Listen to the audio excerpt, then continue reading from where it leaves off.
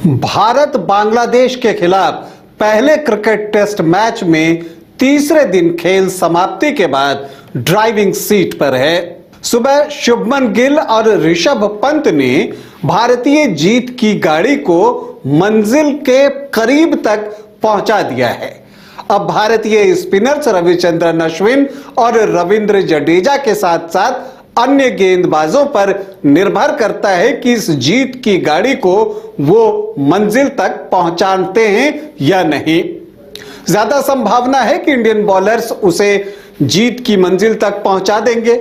दूसरी तरफ बांग्लादेश की जो गाड़ी है वो इस रेस में भारत से पीछे है, लेकिन कप्तान शंटो लगे हुए हैं और वो चाह रहे हैं कि वो पैडल मारते रहें और अपनी टीम को जीत के पास पहुंचाएं। हालांकि मंजिल उनसे काफी दूर है और एक नामुमकिन सा लक्ष्य दिख रहा है, लेकिन अभी भी उनके पास अस्त्र शस्त्र हैं। शंटो हैं, शाकिब हैं, लिटन दास हैं, मेहदी हसन मिराज हैं।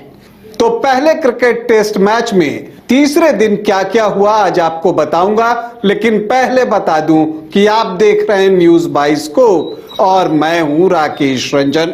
भारत और बांग्लादेश के बीच पहला क्रिकेट टेस्ट मैच तीसरे दिन जब खत्म हुआ उस समय बांग्लादेश की टीम 158 रन बना चुकी थी और उसके 4 विकेट गिर चुके थे दूसरी पारी में। इसका मतलब यह है कि अब जीत के लिए बांग्लादेश को 357 रन बनाने हैं, जबकि भारत को जीत के लिए 6 विकेट लेने की दरकार है। तीसरे दिन जब खेल शुरू हुआ तो भारत का स्कोर था 3 विकेट के नुकसान पर 81 रन।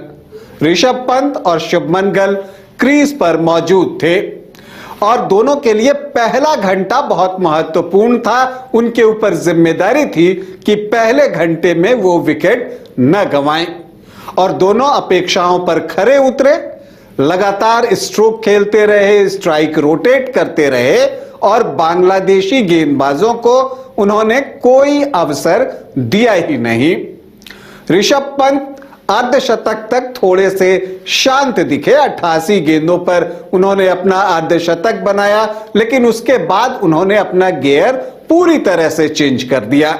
जहां अर्धशतक के पहले वो 1 नंबर और 2 नंबर के गियर पर चल रहे थे, हाफ सेंचुरी के बाद उन्होंने गियर बदली और लगा दिया 3 और 4, मतलब चौके और छक्के आने लगे और देखते ही देखते उनका शतक पूरा हो गया। यहां तक कि शुभमन गिल से पहले उन्होंने अपना शतक पूरा कर लिया। हालांकि शतक पूरा करने के बाद एक एक्सपेंसिव शॉट खेलने के प्रयास में उन्होंने अपना विकेट गंवा दिया। हालांकि उन्होंने 109 रनों की पारी खेली। शुभमन गिल को भी एक बड़ी पारी की प्रतीक्षा थी, तो उन्होंने भी उस कमी को पूरा किया। पहले अर्धशतक लगाया और बाद में अपना शतक भी पूरा किया। 119 रनों पर वो नाबाद लौटे और जब भारतीय टीम की कुल बढ़त जो है वो 514 रनों की हो गई, तब कप्तान रोहित शर्मा ने पवेलियन में खड़े होकर फील्ड की तरफ इशारा किया और अपने दोनों बल्लेबाज शुभमन गिल और केएल राहुल को कहा, अब आप वापस आ जाइए, अब हम बांग्लादेश से बल्लेबाजी करवाएंगे। मतलब कि उन्होंने डिक्लेरेशन की घोषणा कर दी। तो बांग्लादेश को मुकाबला जीतने के लिए 515 रन बनाना है। बांग्लादेश ने अच्छी शुरुआत की। सदमन इस्लाम और जाकिर ने तेजी से रन बनाए और उन्होंने जो विकेट बल्लेबाजी के अनुकूल थी उसका पूरा फायदा उठाया और पहले विकेट के लिए 62 रन जोड़ दिए। जब ये जोड़ी खतरनाक लगने लगी थी तो कप्तान रोहित शर्मा हमेशा की तरह जसप्रीत बुमराह की ओर गए और कहे कि आइए आप विकेट निकालकर हमें दीजिए, और जसप्रीत बुमराह ने निराश नहीं किया। उन्होंने बांग्लादेशी जो बैटिंग लाइनअप है उसके लिए उसका गेट जो है वो ओपन कर दिया भारतीय गेंदबाजों के लिए और उन्होंने जाकिर हसन का विकेट निकाल लिया। यशस्वी जायसवाल ने कमाल का कैच लपका।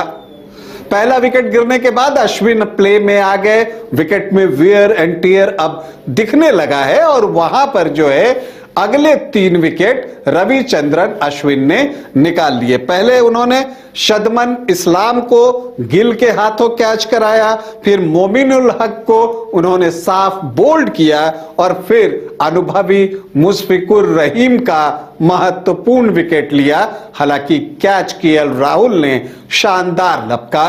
तो जो तीसरे दिन खेल चल रहा था, अचानक मौसम खराब हुआ और कुछ पहले खेल को रोकना पड़ा। तब तक बांग्लादेश की टीम 4 विकेट के नुकसान पर 158 रन बना चुकी थी। मतलब चौथे दिन जब खेल शुरू होगा तो बांग्लादेश को मुकाबला जीतने के लिए और 357 रन बनाने होंगे, जबकि भारतीय टीम को उनके 6 विकेट इससे पहले निकालने की दरकार होगी। तो हम उम्मीद करते हैं कि भारतीय टीम चौथे दिन ही इस टेस्ट मैच को फिनिश करेगी और जीत के साथ फिनिश करेगी। भारतीय क्रिकेट टीम को हमारी ढेरों शुभकामनाएं। अभी आपसे अनुमति चाहूंगा, इजाजत दें, नमस्कार।